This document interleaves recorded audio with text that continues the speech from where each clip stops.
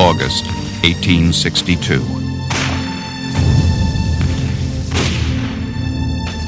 The Civil War is raging throughout the United States. The eyes of a war-torn nation are riveted on the conflict between the North and South.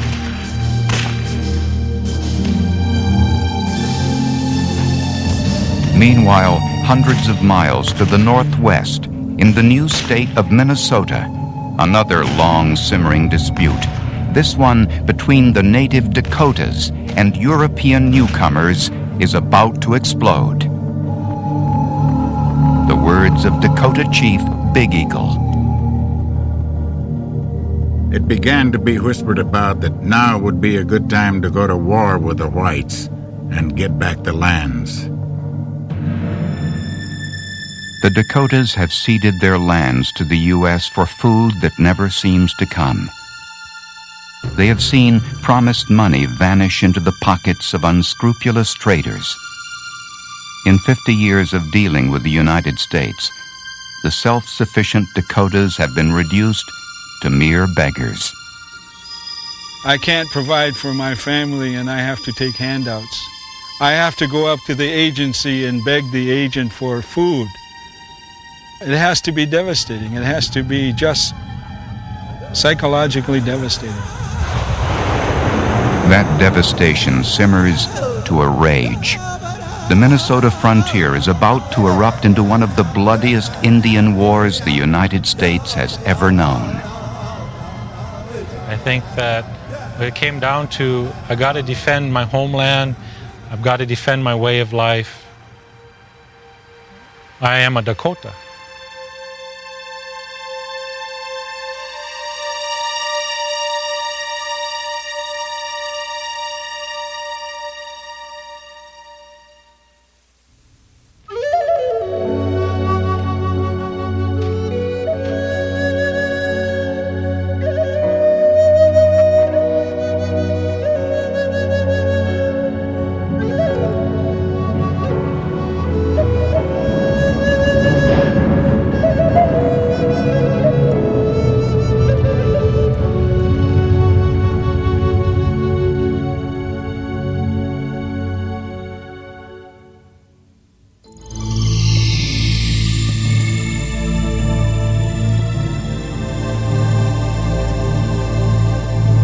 The year is 1800.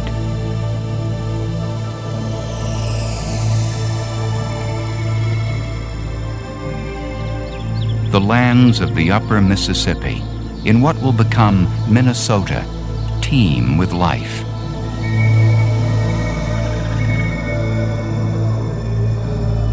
This land of great forests and rivers is home to a powerful native people the Americans call the Sioux, a word meaning enemy. These people call themselves the Dakotas.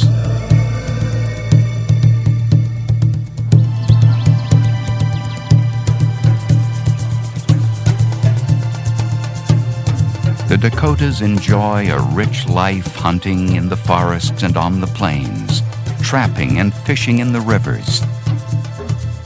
To the Dakotas, this land is everything. They call it the Creator, which today we call God. And they saw God, or the Creator, in everything.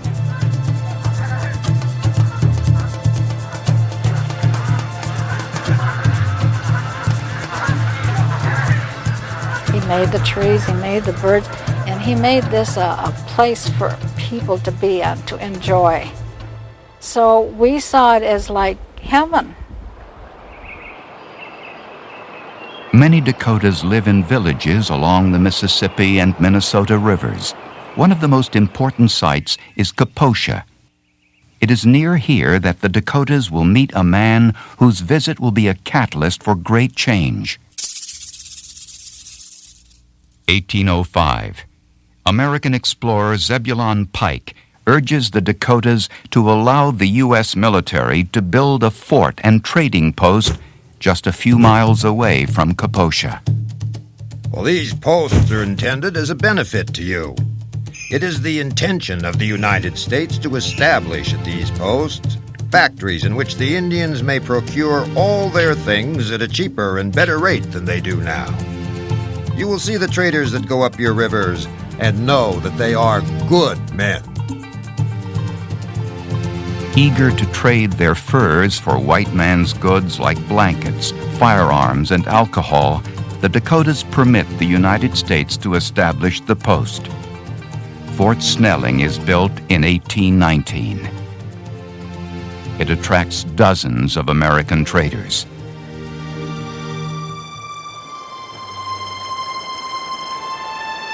Traders aren't alone in recognizing the beauty and value of the Minnesota Valley. By the 1830s, settlers begin moving in. St. Paul, just downriver from Kaposha, becomes a thriving village. For the Dakotas, the growth brings profound and unwelcome change. These two alien cultures side by side were bound to create friction. And so I think life adjustments became a little bit harder, especially for the Dakota, because we've been here since the beginning of time, and all of a sudden these aliens are coming in, and certainly there was no stopping them. They were here to stay.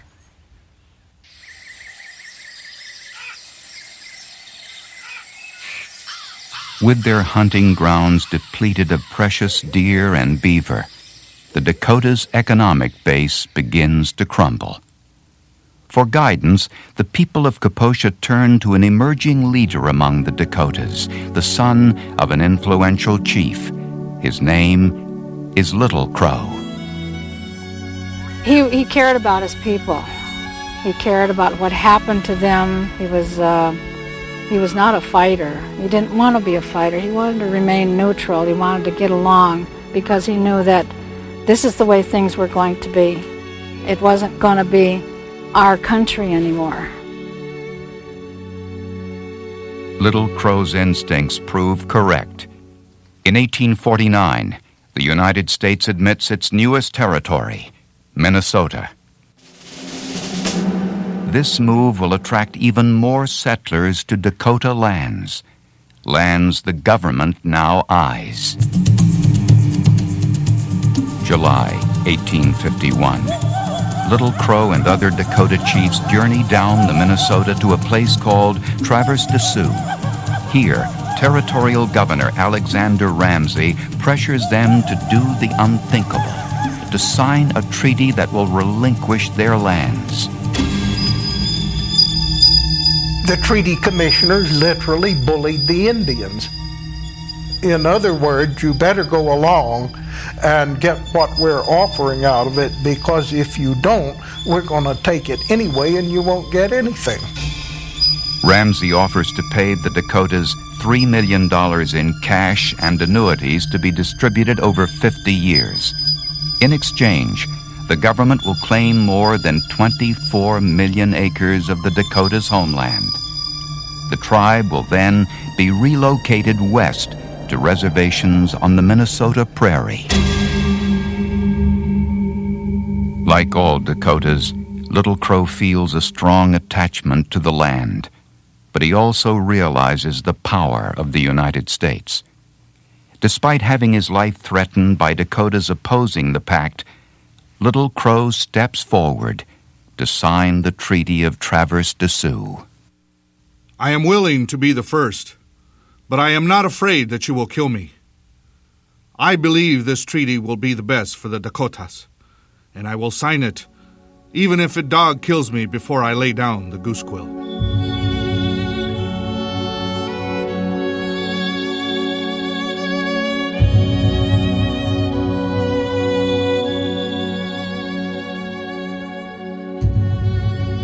Stunned and heartbroken, the Dakotas prepare to leave their homes.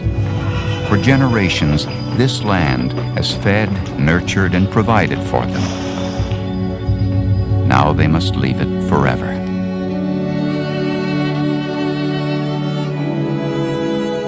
And in our spirituality, we're related to everything here, you know. We're related to the trees and to the grasses. Our gardens were here. Our food supply was here. Our dreams and our life, the living and the dying was here. And you're leaving that. So I imagine there was a great sadness. That sadness will slowly become a rage with a force the American frontier has never seen.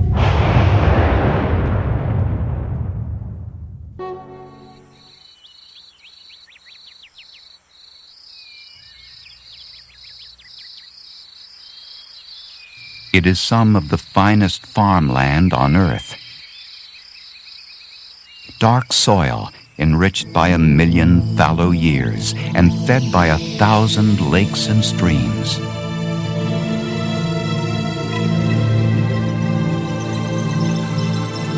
The 1851 Treaty of Traverse des Sioux opens the door to a flood of settlers.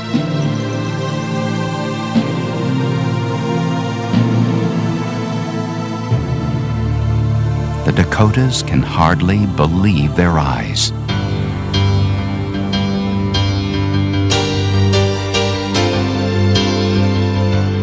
Over the next 10 years, the population of Minnesota will grow from 5,000 to 150,000.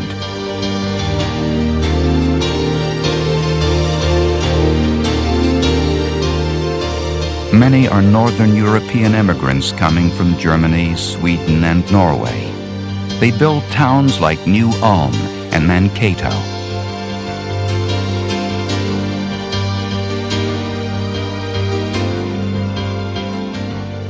They came to Minnesota to build a new life for themselves, to build a solid civilization.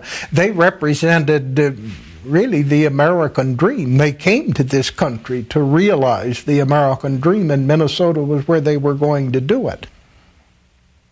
Among those searching for the American dream is the family of Lavina Eastlick. They homestead on the Minnesota Prairie near Lake Chetek. My husband chose a beautiful spot for our home. It was situated about midway between the two ends of the lake. He built a house, put in crops, and we began to feel quite happy and content.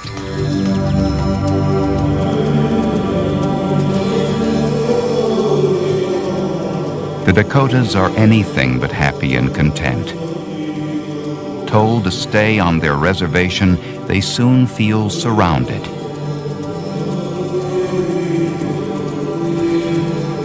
It was incomprehensible to them that they would be, like cattle, fenced in. And I think it was really hard for them that, we can no longer roam, we're no longer free. The U.S. government builds agencies to distribute items described in the 1851 treaty. But promised goods like food and blankets often arrive late and in poor condition. To simply survive, the Dakotas must deal with a new breed of traders who often view the Indians with contempt and charge them exorbitant prices. These traders of the 1850s were vultures. They kept the Indians in debt. It was a predatory system.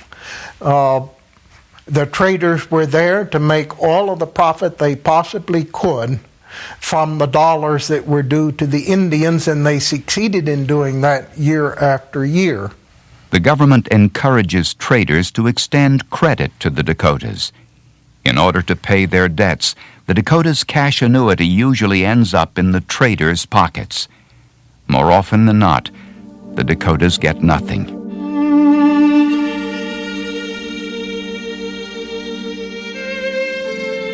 Once a free, proud, and self-sufficient people, the Dakotas are now almost totally dependent on the United States. It's very hard to watch your child cry because they're hungry. So you get angry. It must have been just a total hardship for those people to even, why are they doing this to us? What have we done?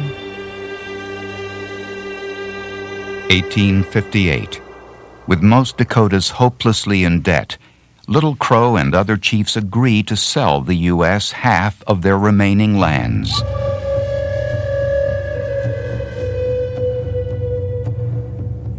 But the hungry Dakotas will never see a penny from the land sale.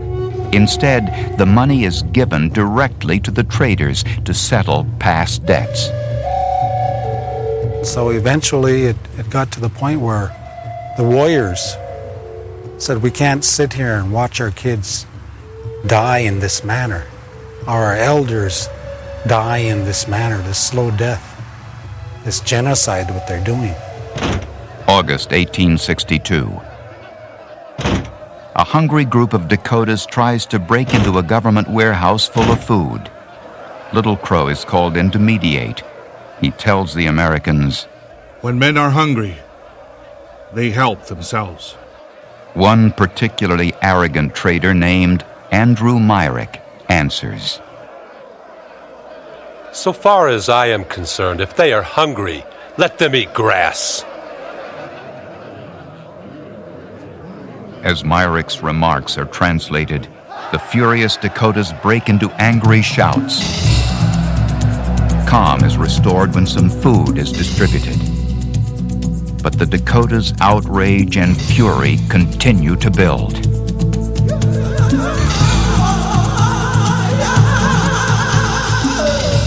August 17th, 1862. 4 young Dakotas argue. One calls another a coward for refusing to steal eggs from a white farmer. Dakota Chief Big Eagle. The other replied, I am not a coward. I am not afraid of the white man, and to show I am not, I will go to the house and shoot him. Are you brave enough to go with me?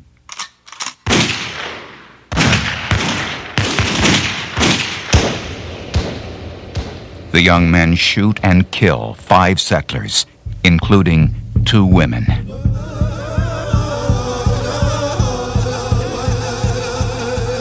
Soon the cry was, kill all the whites. A council was held and war was declared. Parties formed and dashed away in the darkness to kill settlers. In this time of crisis, the Dakotas again turn to Little Crow. The enraged young warriors ask him to lead them into what just a few years earlier would have been inconceivable: war with the United States. Little Crow scolds the young men, then agrees to lead them. You are like dogs in the hot moon when they run mad and snap at their own shadows. You are fools. You will die like the rabbits when the hungry wolves hunt them in the hard moon. Little Crow is not a coward. He will die with you. When your back's against the wall, you only have one way out, then you're going to go and fight and protect your family, and they're going to fight for that. It wasn't our idea to go and attack and kill everybody just to kill them. We suffered.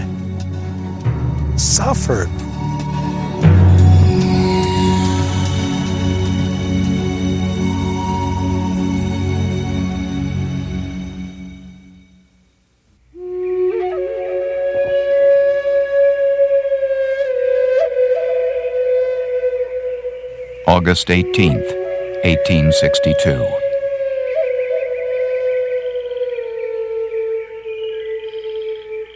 A peaceful dawn at the Lower Sioux Agency is about to be shattered. Little Crow and his warriors launch a brutal attack on the traders and government employees. One of the first whites the Dakotas find is the hated trader, Andrew Myrick. Big Eagle is there.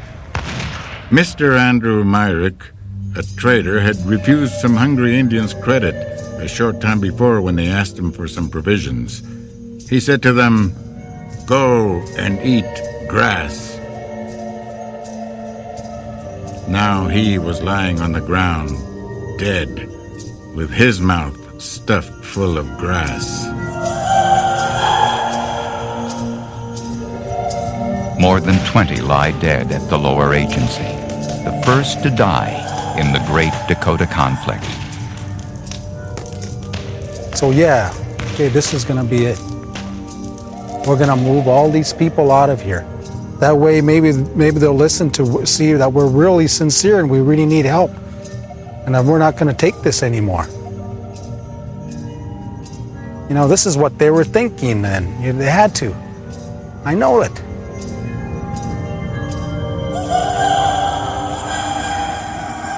A relief column from nearby Fort Ridgely attempts to rescue those at the agency. Little Crow's warriors ambush the soldiers.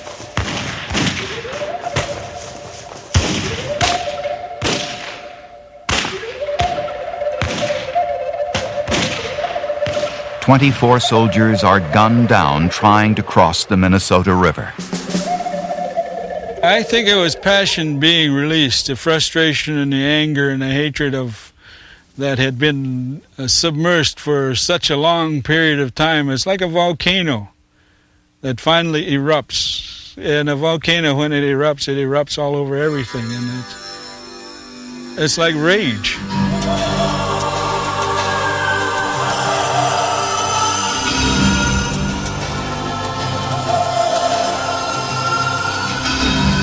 Their anger spreads across the land like a prairie fire.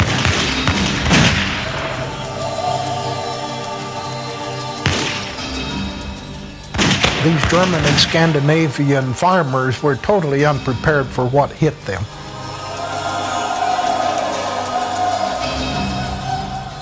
They had no warning of what was coming. They had no understanding of what lay behind it. They were ill-prepared to fend off the warriors that swarmed over their homestead. They simply fell helpless before the rifles and tomahawks of the Indians. One of the hardest-hit settlements is Lake Shatek. Lavina Eastlick, her family, and neighbors are pinned down in a swamp for 6 horrific hours. The balls fell around us like hail. I lay in the grass with my little ones gathered around me. I could hear the groans about me in the grass. I was shot in the side. Another shot soon struck me on the head. My husband moved, and when I heard a bullet strike someone, I called to him. But there was no reply. I heard someone call out, "Mother." I looked, and there stood little Frank, my oldest child, on his knees while blood was streaming from his mouth. He had been shot. What could I do?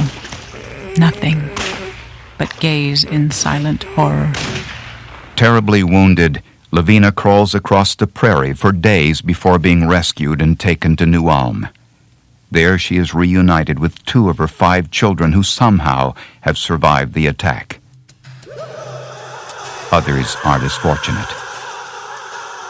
In just a few days, more than 100 Minnesotans have been killed by the Dakotas. 250 more have been taken hostage.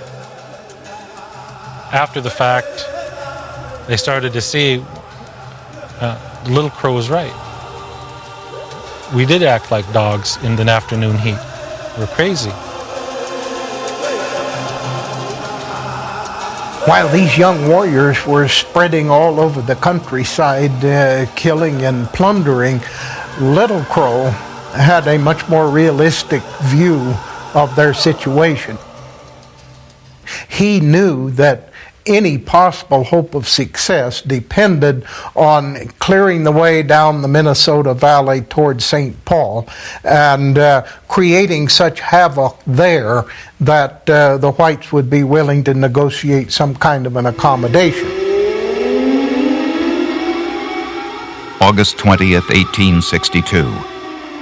Little Crow's first step towards clearing the Minnesota Valley is to attack Fort Ridgely, a U.S. military installment located 20 miles downriver from the lower agency. A handful of soldiers armed with artillery are able to hold off 600 of Little Crow's warriors. Furious Dakotas now set their sights on the largest white settlement near the reservation, New Ulm. New Ulm was a town of German immigrants, and the German immigrants weren't really that friendly with the Dakota people. They didn't bother to try to learn the customs of the Dakota people. They didn't try to learn any of the words, and they treated Dakotas badly.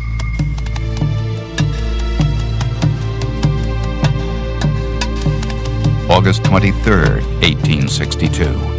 The 900 men, women, and children of New Ulm prepare for the attack. Leading the town's defense is Charles Flandreau. He recalls the battle in a diary. They came in a close mass at a moderate gait until they were within about double rifle shot from us, when they deployed to the right and left, and then gave a blood-curdling yell and sailed down on us like the wind.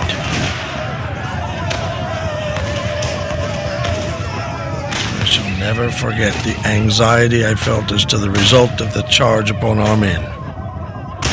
When they got within a couple of 100 yards of us, they opened fire. Several of our men were down, and the whole line wavered and fell back. Firing from both sides then became general, sharp and rapid, and every man did his own work after his own fashion. Despite being greatly outnumbered, the defenders of New Ulm hold the Dakotas back. It is the turning point of the Dakota conflict. And as one of the chiefs said, New Ulm was the door to St. Paul, and the settlers slammed the door shut. From that moment on, the uprising was doomed to failure. Henry Sibley, himself an old trader with the Dakotas, is made a colonel and put in charge of a military force. He leads 1,600 men into the Minnesota Valley to punish the Dakotas and rescue the hostages.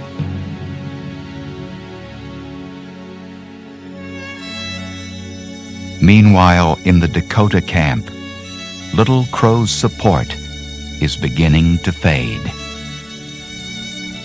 Little Crow no longer had control over the warriors. They became independent bands, going out and wreaking havoc on and venting their frustrations on anything that got in the way.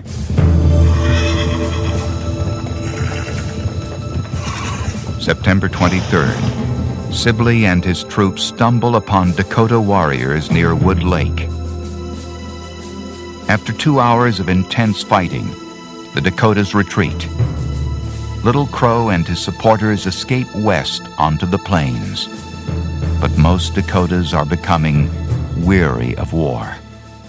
Even those who were the most impatient and those who were the angriest at this time, as a result of the battle that took place here, had to realize that it was kind of pointless, and it was causing more harm than anything else, and people weren't changing in spite of our resistance. The defeat at Wood Lake convinces most Dakotas that this is a war they cannot possibly win. They release the 250 hostages and surrender to Sibley. 6 weeks after it began, the Great Dakota conflict is over. But outraged Minnesotans demand vengeance. 400 citizens have been killed. The Dakotas must pay.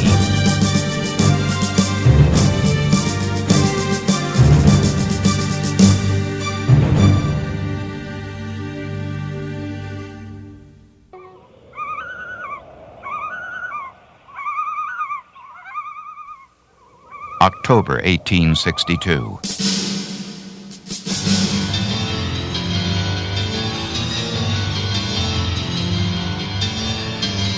400 settlers have been killed in the Great Dakota conflict. Citizens of Minnesota demand revenge.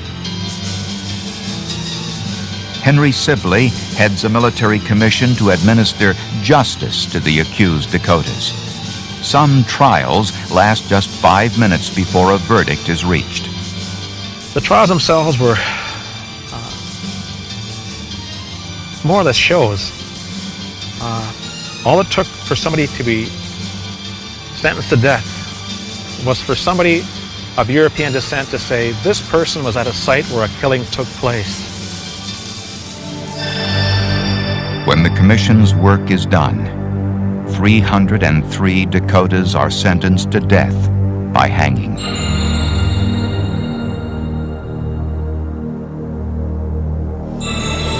The next month, Sibley leads the condemned on a forced march to the execution site at Mankato. They are paraded through New Ulm, the same town Dakota warriors had attacked just 3 months earlier. The furious townspeople become an uncontrollable mob. All the people in New Ulm came out with their clubs, and they clubbed all the Indian people in that cart to death. And my grandfather fell on the bottom of that cart, and his brother fell on top of him. And that's what saved his life. The citizens of New Ulm and all of Minnesota are angered further by shocking news from Washington. Bishop Henry Whipple, a friend of the Dakotas, helps convince Abraham Lincoln to commute the sentences of 265 condemned Dakotas. But Lincoln signs a death warrant for 38 who are to be hung on the day after Christmas.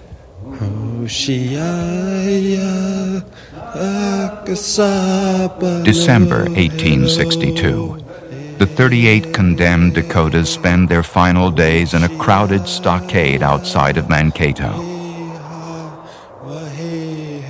Some talk with missionaries and write letters to loved ones. Others break into their death songs. One of the condemned, Hridaya Iyenka, writes to his father-in-law. I have not killed, wounded, or injured a white man. I have not plundered their property, and yet today I am set apart for execution and must die in a few days. My wife is your daughter, my children your grandchildren.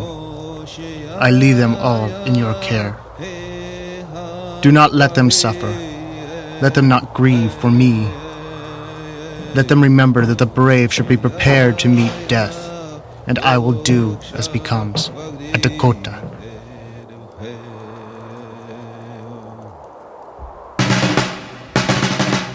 December 26, 1862.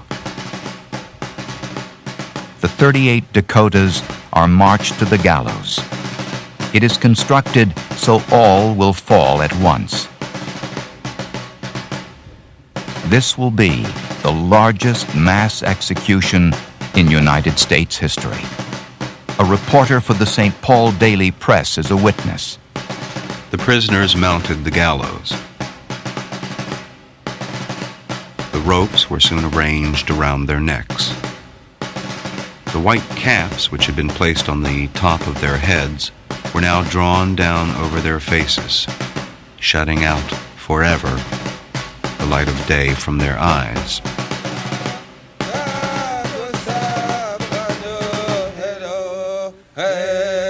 Then ensued a scene that can hardly be described and which can never be forgotten.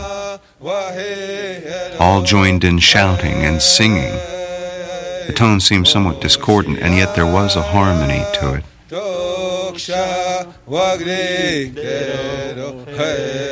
The most touching scene was their attempts to grasp each other's hands. Fettered as they were, many succeeded. 3 or 4 in a row were hand in hand, and all hands swaying up and down with the rise and fall of their voices. Captain Burt hastily scanned all the arrangements and motioned to Major Brown, the signal officer.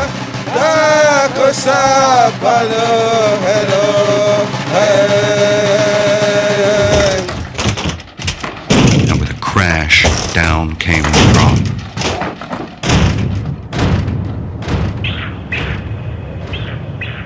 It is unnecessary to speak of the awful sight of 38 human beings suspended in the air.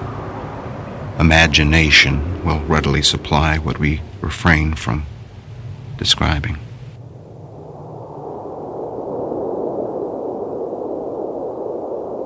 The dead are buried together in a shallow grave outside of Mankato. That night, the bodies are dug up by Dr. William Mayo, founder of the world-famous Mayo Clinic. William W. Mayo and his friends didn't even let those bodies get cold before they dug them up. I don't know what kind of a person, a physician at that, could stomach to strip the flesh off the bones of these people and take them away to teach anatomy. To me, that's the height of total hatred for Dakota people.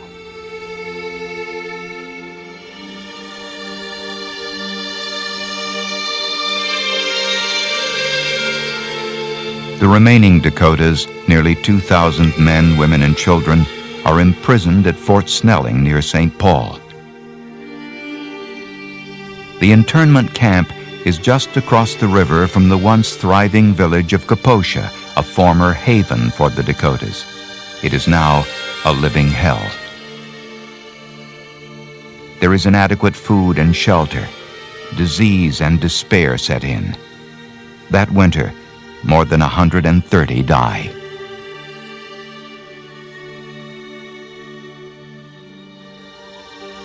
Spring, 1863. The Dakotas imprisoned at Fort Snelling are told they must leave Minnesota forever. They are loaded onto steamboats and taken to a reservation in what is today South Dakota, exiled from the land many of their people died for.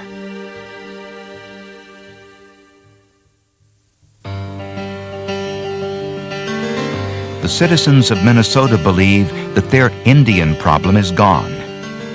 But there is one final scene to be played out. July 3rd, 1863.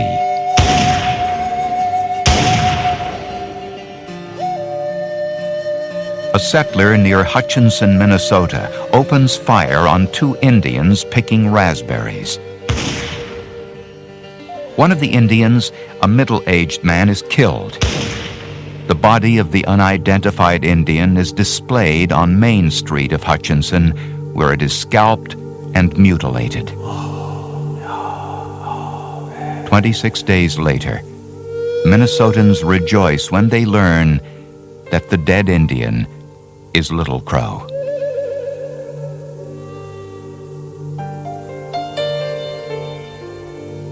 He wanted to come back because this was part of his land. This was where he roamed, he hunted, he had relatives. He just wanted to come home.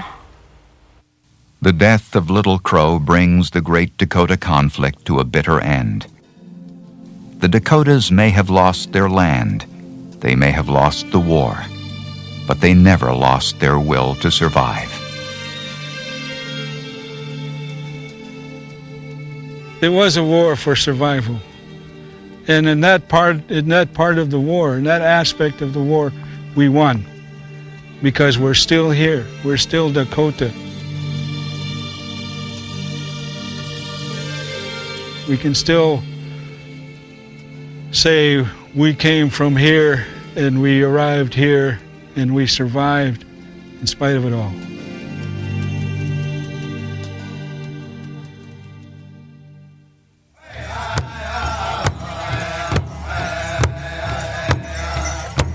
Today, more than 1,000 Dakotas again call Minnesota home. They live on 4 small reservations scattered across the state. Here, many Dakotas believe their future depends on legalized casino gambling. Revenues from 4 casinos help to subsidize parks and public works projects on the reservations. But the Dakotas will never forget their past.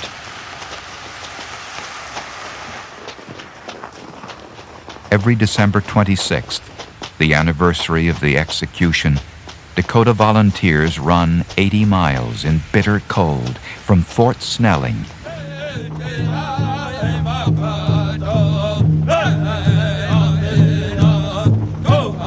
to the execution site in Mankato. The Dakotas say it's to honor the brave warriors who faced death on the gallows. They say that when those men went up on the scaffold, and one of them said, "Don't worry, we're going to come back in a different form on the wind."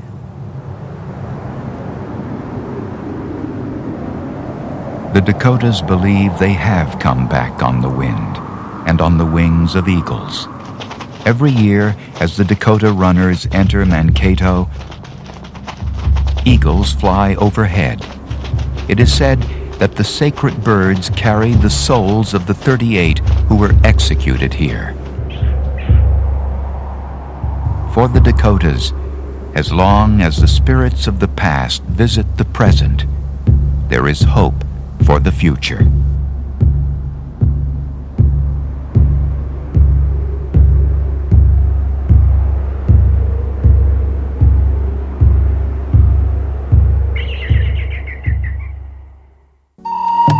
Through their eyes, through their words, through their hearts,